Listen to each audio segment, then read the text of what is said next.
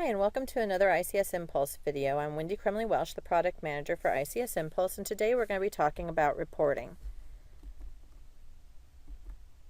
So first thing we're going to talk about is editing the report. This is the tab that allows us to create what we want to say about the report, the symptoms of the patient, our overall diagnosis, and also the test results of the report. And we're going to show this when we go to the software. The second section is report options, review report options.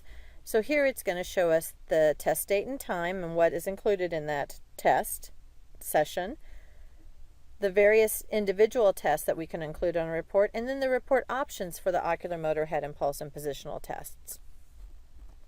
First, let's talk about the review report options and selected report. So as soon as you do your test, a report is created for you and saved, and you can edit that report. So up here it gives you the report date and time, and then you see these three little icons, and these icons should look familiar to you because they're also in the patient list. So the icon of the little man sitting in the chair looking at a dot, that is for ocular motor testing. The head impulse test, obviously it's a head impulse with a saccade, that's for the head impulse testing. And then the man on the table with his head hanging over, i.e. a Dix Hallpike or Hallpike Stinger, that is the positional testing. So you will have a checkbox below in the column telling you what type of tests are saved in that test report or that test session. The next thing in review report options down here is there are three tabs now: ocular, motor, head impulse, and positional. So here in ocular motor you will have the test date and time as well as the test type, whether it was gaze, spontaneous, visual VOR, VOR suppression, skew deviation, whether this was done horizontal, vertical, or for gaze, up, down, left, right, center. You will have that information. You will also see in the ocular motor that, and we're going to skip over here to positional, but you'll also see in the ocular motor whether those tests were done with the vision denied or not, and then we'll come back to those last two things. So under the head impulse tab, same thing, test date and time, and then it'll tell you which was lateral, LARP, or RALP. And then under positional, test date and time, and then again what type of positional or treatment or test was done. So Dix Hallpike, head left; Dix Hallpike, head right; Hallpike Stinger, head straight, roll. If you performed a CRT, leftward, rightward, etc. Now we just talked about vision denied, so if you want to learn more about vision denied, you need to watch the vision denied video. This next thing here would be if you had marked in the record that this was unique for some reason, whether it was unique because you wanted to use this as a research patient for a publication, or it was unique because this was a very unusual case. If you had marked that as a unique test, then that little asterisk will show up here. And then any remarks you typed in during analysis will also show up here. So that information that is called out at the top here is what you see in this middle block. Now the bottom block, let's go back here, see this bottom block down here? This decides what elements you can put in to your report. So the elements for ocular motor are the calibration graph. You want to see the horizontal or the vertical traces. You want to know the peak SPV for SPV tests such as spontaneous or gaze, and then any test remarks. The elements for impulse, which you should be familiar with if you've had impulse before: calibration graph, gain graph, the means on the gain, the large 2D gain graph, the small 2D gain graph. What's new is saccade info, so that's your overt covert count, and then the age normative data. If you want those age normative data blocks on your report, you can put those on there.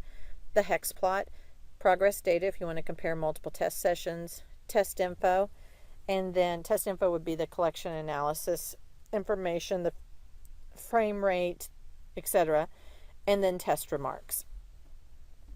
And then lastly, positional. Your calibration graph, if you want to include that, horizontal, vertical traces, peak SPV. If you did a full, for example, canalith repositioning treatment, and you want that whole trace to be printed out, then you can check full trace for repositioning, and then test remarks. So again, to reiterate about the reports, there's still vector-based graphics, and this is great because you need vector-based graphics. They're the quality that you need for publications. So if you're publishing your data, then you've got the vector-based graphics. It saves multiple reports on the same patient. You can combine data from tests as well as multiple test sessions into one report. Under review report options, the clinician selects the data from a particular test or a particular test session to be included in that report. If you just did one test session, for example, you just did lateral LARP and RALP on this patient today, and that's all you want to print, then there's one-page reporting. So you can fit all that on one page. You can print, you can create a PDF, or you can email the report. There's lots of customization for the report. So the report narrative allows the clinician to store their most frequently used symptoms, impressions, and macros, but obviously we give you some to start in with, and we're going to show you that. And then customization makes reporting quick and efficient. So you can put in your facility information, your facility logo, you can choose what patient demographics you want to include on your report, choose the main title of the report and test section titles, and choose the elements for that report. So I'm going to show you some of this customization stuff in the PowerPoint, but then we're also going to go into the software and show you how this works. So if you go down to options in the navigation panel down here, and you go to either test options or report options, if you go to report options, the report options tab will open up. But you have this other tab called facility info, and that facility info will allow you to put in all your facility information as well as your facility logo. The report options allows you to decide what patient information is going to be on the report, what facility information is going to be on the report, what operator, is it the person who collected the data or the person who's printing the report, or do you want both of those names if they're different on the report? If you're in an EU country or a country where the postal code comes before the city on the address, that box will allow you to do that. If you're printing to a black and white printer, you want the unique gain graph symbols so that the blue and red gain dots are easily recognizable for head and pulse testing. You want to choose what type of paper size you're using. And then right here, this is new. This is where you determine your report titles. So the main title is the title on the cover page. So it says vestibular assessment report or whatever you want to put as your overall title. And then for your ocular motor test, for your head and pulse test, and for your positional test, you can also determine what you want to call those sections. So let's go into software and let's show you how these reports work. There we go. So first thing on the edit report page, so we go to symptoms. If you want to change what the symptoms are, you just click on symptoms and you can come over here, you can change a word, you can reorder them, you can add a whole new symptom. The other thing to know is that when we release new modules or new features or new tests, we often add in new impressions and macros. The symptoms usually stay the same because obviously the patient comes in with a certain set of symptoms. But if you had edited that list and you decided that you want to incorporate the new stuff that we released, you can have the option of keep existing list. So you check that and then you import our new stuff and it keeps our new stuff with your existing stuff. Or if you just want to replace, you haven't made any edits and you want to replace our old stuff with our new stuff, then you say remove existing. So you do have a couple of options when importing. The other thing to know is that these can be imported in different languages. So currently we have English, Spanish, French, Italian, German, Swedish, Japanese, and Chinese. And I'm sure there'll be more to come in the future. But those are the language that the software is currently in, and so you can import those symptoms in those languages. When you check a symptom, it'll show up over here in the report. It says symptoms, and then it says what it is.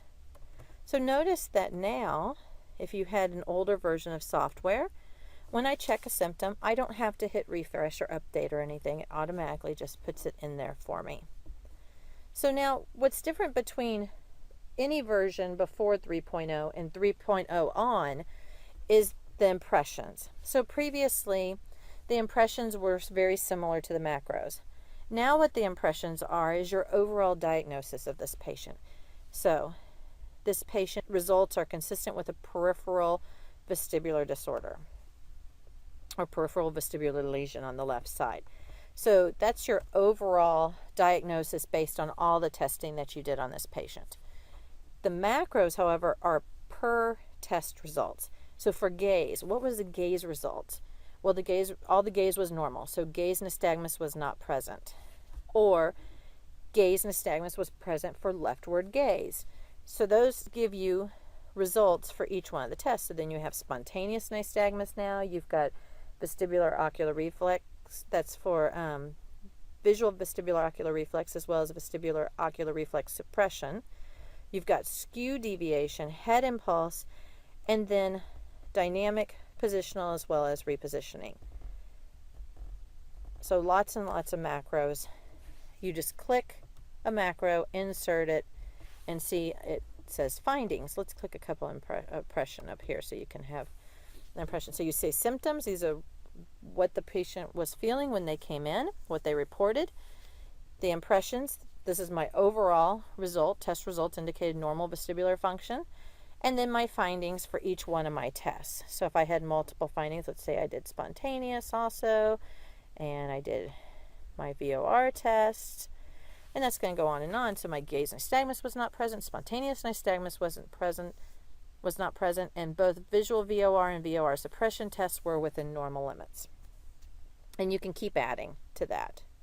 And again, you can determine what this title is, all the facility information. If you wanted that in there, you add it in, the patient information. It gives you the report date, the operator, etc. And then now I've got the title of my first section of data collection. So these are my ocular motor tests. It tells me the test date and time, who tested that patient, so the test operator, and then you've got a legend. So in this example, this is a visual VOR. So the orange is the head, the green is the eye, and this is a normal response. If I kind of scroll down here, this is skew deviation, test date and time, default operator, or test operator was, we didn't log anybody in, so it's just the default operator. It gives me the average horizontal eye position shift here, and then shows me the trace. This is a normal result. And then the little eyes, this is when I covered, uncovered, covered, uncovered. Okay? And you can keep scrolling through the test. But let's go over to review report options.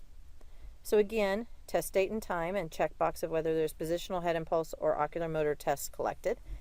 The tabs, ocular motor, head impulse, and positional, and then I can choose what I want to include. So if you're making just a small change, like the symptoms, impressions, macros, when you do that, it's going to automatically update the report.